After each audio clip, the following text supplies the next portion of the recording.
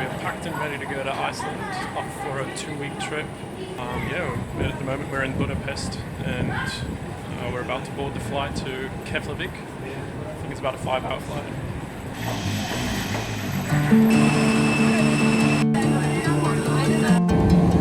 See you later, Budapest.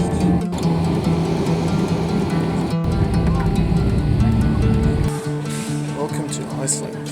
Okay, so we just landed in Iceland. We're going to reclaim our baggage and then we're going to meet up the others and head off. Good morning. This is day 2 in Iceland. We wanted to get up really early this morning for sunrise, and we got up at 3. It was still quite dark. It's actually surprisingly dark. I could see a bit of a sunrise, but it's really cloudy this morning, so I figured I'd get some extra sleep.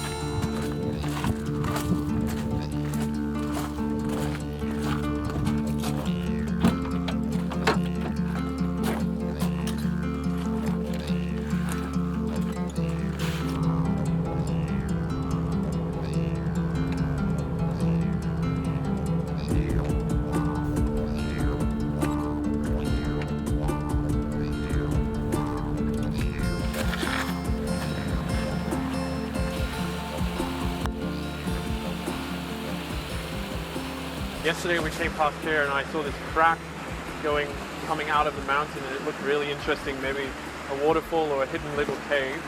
And I think there's a good shot here, so I want to show you guys how I've set up my shot and what kind of lenses and gear I'll use to get the photo I want. Okay, let's go in.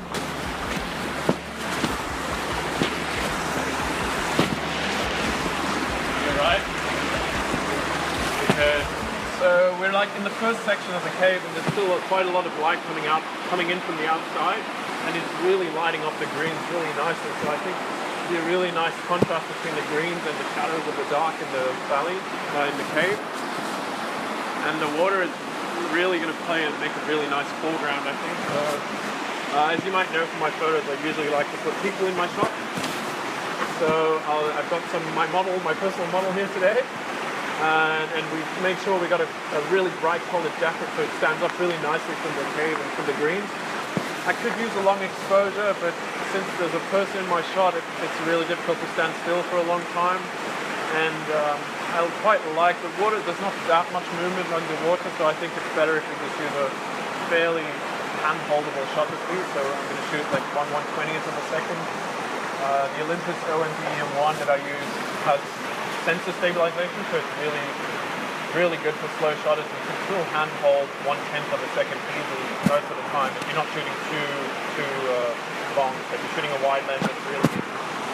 So I can still get kind of a blur, but you don't have to worry about a tripod. But to get the shot here, it's quite a narrow area. To capture like the size of this place, I think the best thing would be to use a really wide lens. So I tend to have this lens mounted nearly all the time. It's a m.zuiko 7-14mm. Because I'm shooting so wide, distance, like objects that are far away will become very small really quickly. So we can really make this cave look a lot bigger than it actually is.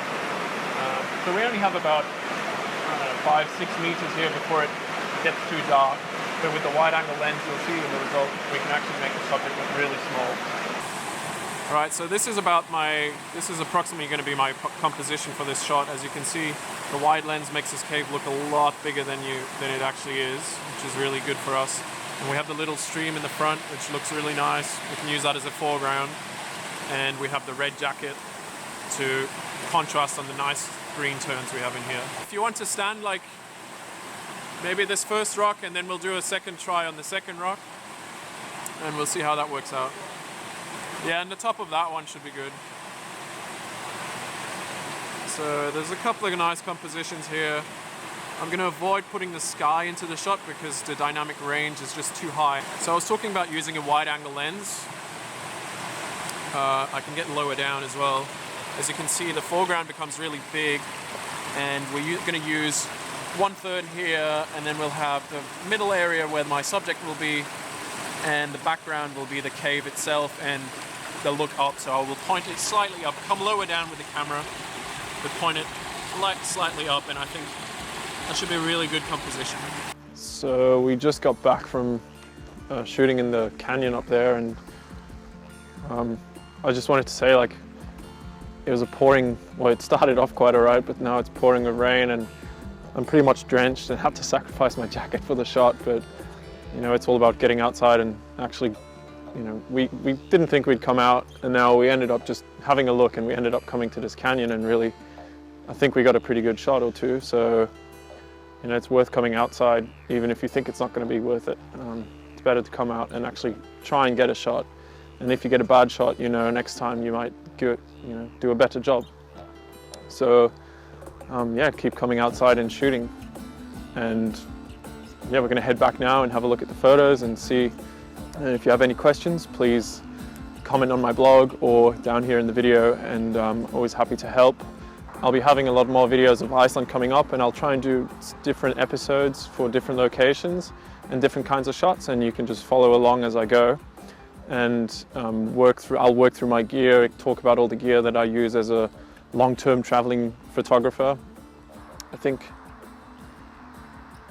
you know, Iceland's really good for this because we have so many different locations and places, and we'll have so many different shots that we can get in such a short amount of time. And we have all this gear. We have a kayak, we have skateboard, we have this awesome 4x4, and we have all these tools to get these really cool photos and videos, and I'm quite excited to start the whole series.